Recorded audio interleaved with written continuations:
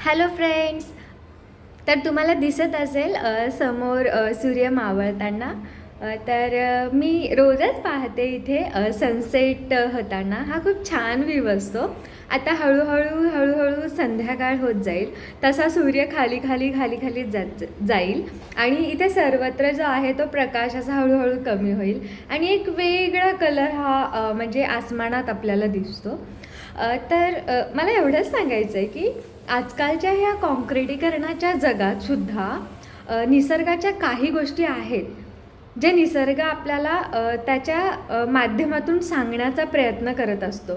हे जे सनसेट आहे किंवा हे जे सूर्याची किरणं आहे, जेव्हा मी रोज पाहते ते संपूर्ण किरणं माझ्या अशा बाल्कनीपासून घरातल्या अशा अर्ध्या स्थानापर्यंत येत असतात आणि मला खूप मोटिवेट वाटतं ते सनराईजमुळे.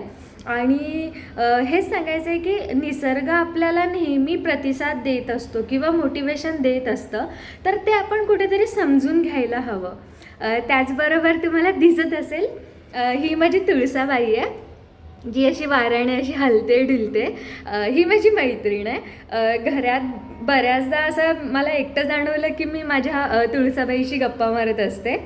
ती माझी मैत्रीणच झाली आहे. आणि हेच की आपल्या अवतीभोवती निसर्ग आपल्याला बऱ्याचदा काहीतरी सांगण्याचा प्रयत्न करत असतं.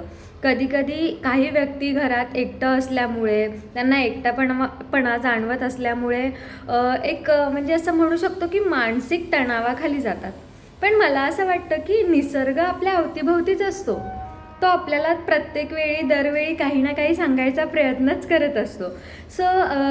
म्हणजे काय प्रॉब्लेम आहे जर आपण निसर्गाशी बोलत राहिलो तर. मानसिक तणाव दूर करण्यासाठी हा एक खूप सुंदर आणि छान उपाय आहे की तुम्ही निसर्गातल्या प्रत्येक छटा, प्रत्येक गोष्टी बघायला, ऑब्झर्वेशन करायला शिका आणि त्यातून जे मोटिवेशन मिळतं आहे ना, तर त्यातून स्वतःला मोटिवेट करत राहा. नक्कीच आपल्याला जो एकटेपणा आला आहे किंवा एकटेपणा वाटतो तो कमी होण्यास खरंच मदत होऊ शकते.